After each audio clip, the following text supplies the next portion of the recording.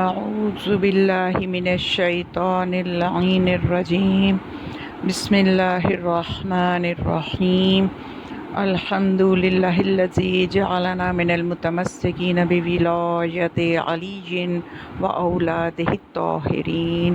والصلاة والسلام علی خیر خلقہ و اشرف بریتہ سیدنا و نبینا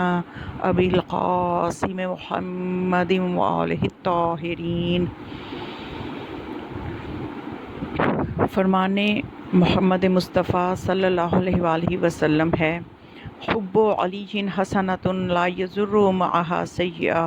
بغض علی سیئۃ لا ینفع معها حسنہ۔ آپ فرماتے ہیں کہ علی کی محبت وہ نیکی ہے کہ جس کے ہوتے ہوئے کوئی بدی کوئی گناہ نقصان نہیں دے سکتا، اور فرمایا کہ علی کا بغض وہ بدی ہے کہ جس کے ہوتے ہوئے کوئی نیکی فائدہ نہیں دے سکتی۔ اس فرمان پر موجود قرآن کی یہ آیت جو ہے اس کی تائید کرے گی، ان الحسنات یذہبن السیئات، کہ بے شک نیکیاں جو ہیں وہ بدیوں کو کھا جاتی ہیں۔ اور اس کے علاوہ چند فرامین اور سن لیجئے، ایک نتیجہ ہے جو میں دینا چاہتی ہوں۔ پھر فرمایا آپ صلی اللہ علیہ وآلہ وسلم نے،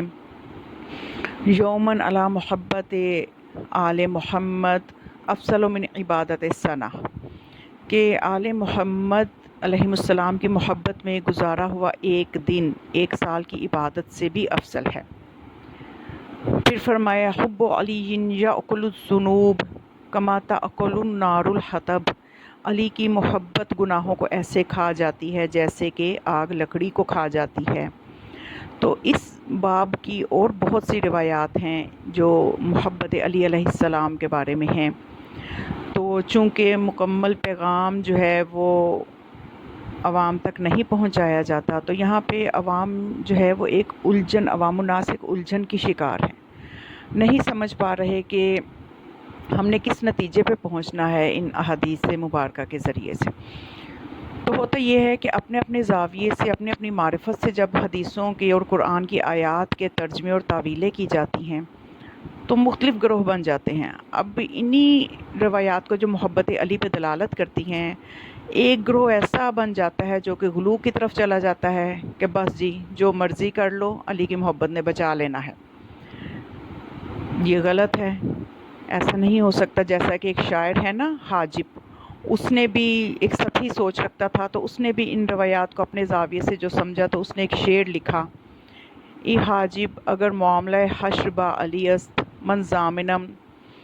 ہرچے بخواہی گناہ کن۔ تو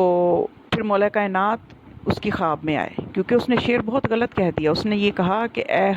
حاجب اگر حشر کا معاملہ علی کے ہاتھ میں ہے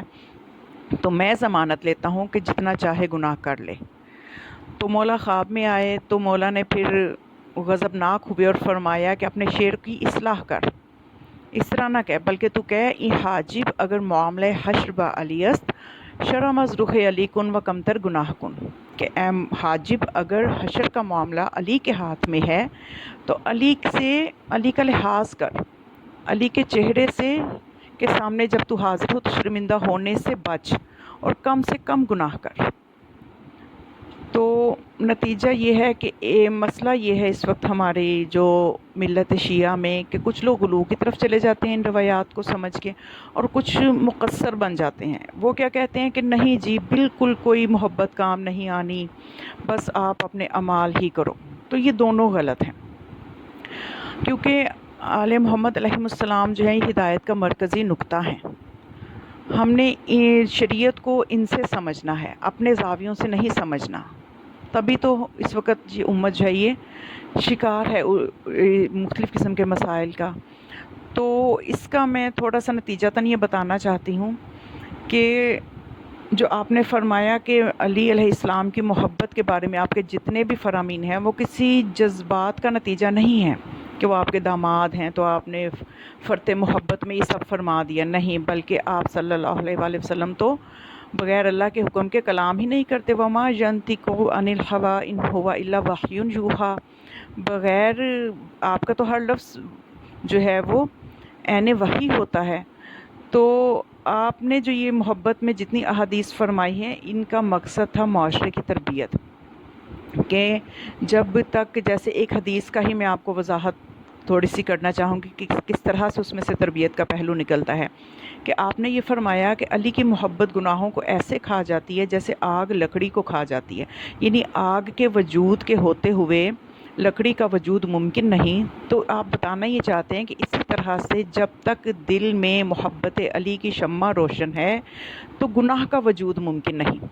جب مولا کائنات کی محبت دل میں ہوگی تو گناہ کرنے کو دل ہی نہیں کرے گا، کیونکہ مولا کائنات اللہ کی طرف بلانے والے ہیں۔ تو خود انہوں نے اپنی زندگی کو جو نمونہ عمل پیش کیا ہے، ہمیں اس کو بھی دیکھنا ہے کہ خود انہوں نے کس طرح سے اطاعت الہی میں ہر لمحہ بسر کیا۔ تو یہ کیسے ہو سکتا ہے کہ خود تو وہ اتنی تکلیفیں اٹھائیں، اطاعت الہی میں زندگی بسر کر کے ہمارے لیے نمونہ عمل بنے، اور ہم آگے سے یہ کہیں کہ بس جی ان کی محبت ہمارے لیے گناہوں کی صنعت ہو گئی۔ تو ایسا ہرگز نہیں ہے۔ ہمیں درمیان کا راستہ نہ تو مقصر بننا ہے، نہ غلو کی طرف جانا ہے، بلکہ ہمیں ان احادیث سے تربیتی پہلو لینے ہیں، تاکہ ہماری مجالس کی اصل زینت یہی ہے کہ معاشرے کی تربیت ہو جائے ذکر علی علیہ السلام سے۔ تو دوسری چیز یہ کہ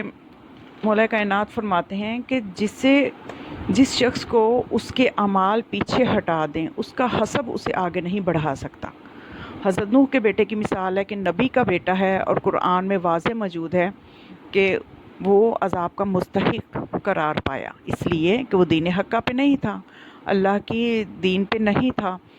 اس کے اعمال ٹھیک نہیں تھے، عقیدہ ٹھیک نہیں تھا۔ تو اس لیے اپنے اعمال اور عقیدے ٹھیک رکھنے چاہیے۔ کسی کو یہ فخر نہیں ہونا چاہیے کہ میں سید ہوں تو میرے لیے شاید آسانیاں ہوں گی۔ اصل چیز اعمال ہے، اور اعمال پہ تکبر بھی نہیں ہونا چاہیے کہ میرے اعمال ہی مجھے بچائیں گے، مجھے اور کسی چیز کی ضرورت نہیں ہے، مجھے شفاعت کی ضرورت نہیں ہے۔ تو یہ بھی غلط ہے، کیونکہ اعمال کتنے بھی انسان کوشش کرے، حتماً اپنے اعمال پہ بھروسہ نہیں کر سکتا، اس کو شفاعت کی ضرورت پڑے گی۔ کیونکہ ایک 2 رکعت نماز بھی انسان قبولیت والی پڑھ لے تو اس کی بخشش کی ضامن ہو جاتی ہے۔ تو اس کا مطلب کہ 2 رکعت نماز بھی قبولیت والی پڑھنا بہت مشکل ہے۔ اس میں بہت سے مسائل ہیں، فقہی مسائل ہیں، پھر اس میں طہارت کے مسائل ہیں، دیگر بہت سی چیزیں ہیں جن کو دیکھا جائے تو ہماری عبادتوں میں بہت سی کمزوریاں ہیں۔ تو محبت علی یہی تو فائدہ دے گی کہ ہم عبادت کریں ضرور، اور پوری کوشش اور معرفت کے ساتھ کریں، تو اس کے باوجود بھی اگر اس میں جو کمزوریاں رہ جائیں گی، یا اس میں کمال کے درجوں میں، فرض کریں کوئی عبادت میں ویسے کمزوری نہیں ہے لیکن کمال کے درجوں کی تو کوئی حد نہیں ہے، عبادت کو کمال بھی تو چاہیے، تو یہ کمال تک لے جانے کے لیے یا عبادتوں کو صحیح طرح سے قبول کروانے کے لیے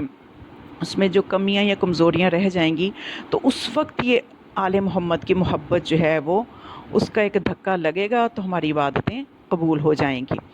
کیونکہ کوئی بھی اس وقت تک جنت میں جا نہیں سکتا اگر اس کے ذمے ایک بھی گناہ ہو، اور کوئی بھی دوزخ میں اس وقت تک جا نہیں سکتا جب تک اس کے ذمے ایک بھی نیکی ہو۔ تو اس لیے محبت علی وہ معیار ہے کہ جو اگر انسان کی ولایت پہ اور محبت علی پہ یقین نہیں ہے تو اس کے اعمال ضائع ہو جائیں گے، اور اگر محبت علی پہ انسان کا جو ہے یقین ہے لیکن اعمال میں کمزوریاں ہیں، تو پھر محبت کام آئے گی، تو انسان کے لیے جنت میں جانا ممکن ہو جائے گا۔ کیونکہ خدا تو فرماتا ہے نا کہ وَلَوِ اجْتَمَعَ النَّاسُ عَلَىٰ محبت علی